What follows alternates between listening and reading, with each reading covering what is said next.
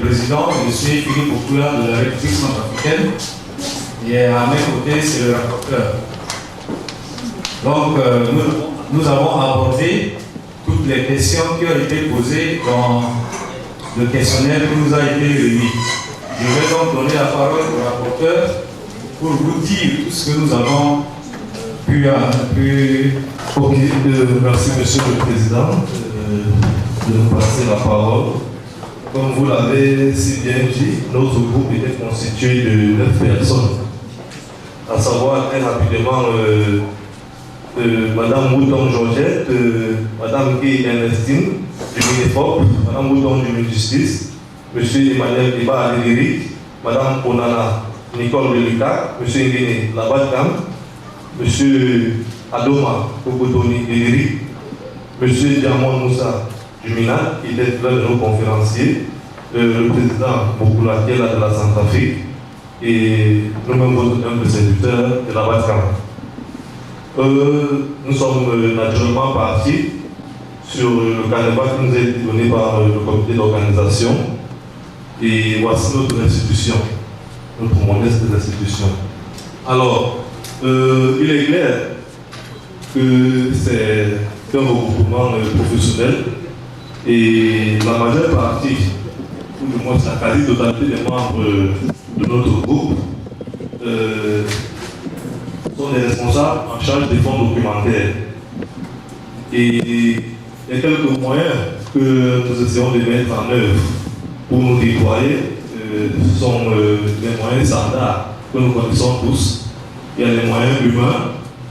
Autant que faire se peut, ce sont des professionnels qui y exercent. Au niveau matériel, on essaie d'utiliser des outils adaptés, les boîtes d'archives, les chronos, les rayonnages. Lorsque c'est en bois, on essaie de les traiter pour qu'ils ne soient pas en proie aux intempéries que nous connaissons. Il y a également des produits de désinfection que nous utilisons pour lutter contre les agents de spéculation que nous connaissons. Il y a l'accès indirect qui est généralement mis en place en matière de consultation pour que tout le monde n'aille pas toucher à nos collections et surtout lorsqu'il s'agit des archives. Donc c'est que c'est généralement des copies uniques. Il y a également, à côté de ces moyens mis en œuvre, il y a des stratégies de restauration, notamment la réélue, avec les collections qui ont déjà mis l'ombre être détériorées. Dans certains de nos services, notamment au justice, on a ce qu'on appelle la réélue, c'est-à-dire pour mettre des couvertures plus solides et pour que ça dure un peu plus longtemps, ou peut-être pour les documents comme les journaux officiels, comme ils viennent en pièces détachées, on essaie généralement de compiler de manière annuelle. À côté de ça, il y a également des moyens de valorisation. Et dans les exposés que nous avons suivis ici, il y avait des moyens tels que la numérisation, et dans certaines de nos administrations, ce moyen-là est déjà existant. Pour avancer, le deuxième grand axe du canevas était l'identification des conflits. À ce niveau, effectivement, nombre d'entre nous ont eu à vivre les conséquences des conflits armés dans l'exercice de leurs fonctions. C'est le cas, généralement, les plus patents. Notre président de la Centrafrique est revenu là-dessus pour les conflits non seulement religieux, politiques, on doit les citer.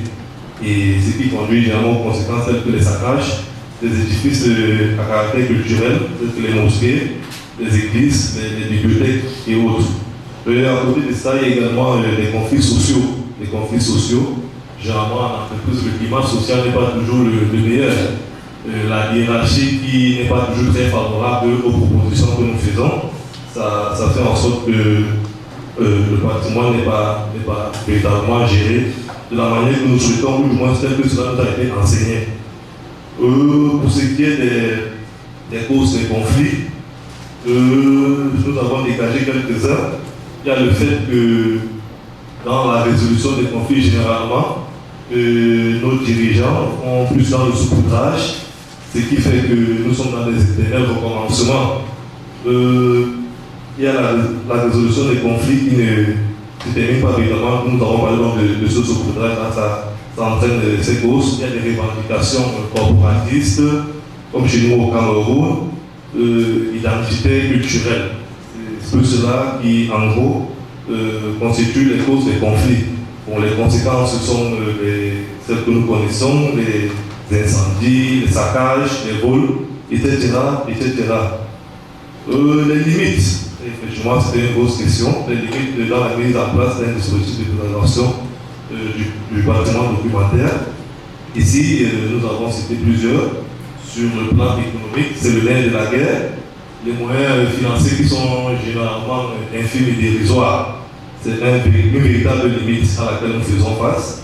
Il y a le manque de volonté politique qui également nous fait généralement défaut. L'accompagnement dont nous souhaitons n'est pas toujours de mise. Il y a également les limites liées à la formation.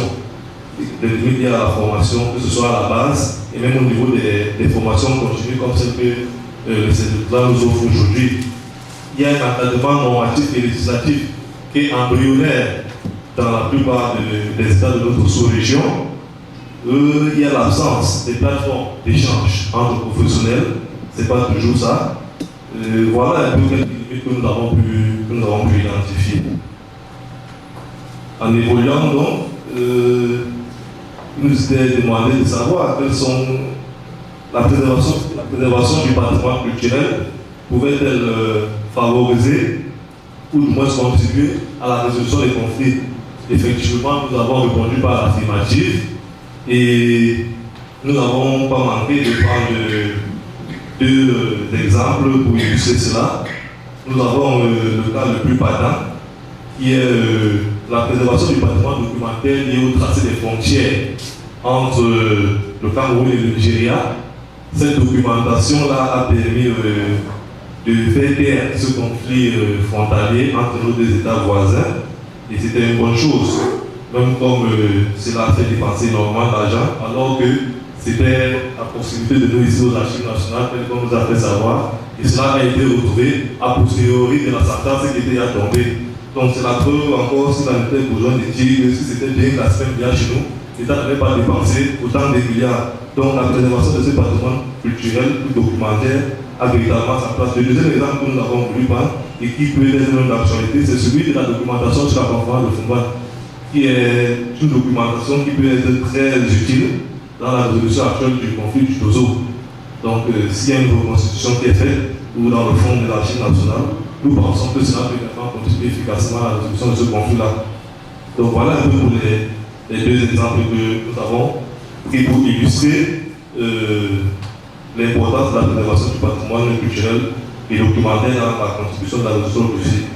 Nous sommes sortis par les voies de sortie pour la prévention de la paix.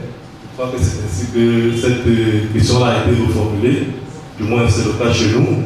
Et nous avons pensé que les éléments tels que la médiation, le dialogue et la réconciliation, les PDR, etc., sont les voies de sortie lors des conflits.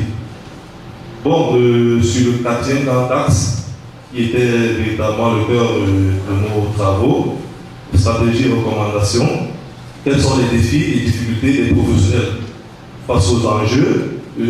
Ici, nous avons vu une certaine similitude avec la question 6 de la première page. Du coup, nous avons, du moins les réponses que nous avons évoquées tout à l'heure reviennent à ce niveau. Quant à la stratégie, du moins la démarche que nous proposions, nous avons recoupé une fois ça, les trois questions, comme elles sont imbriquées, et nous proposons ceci.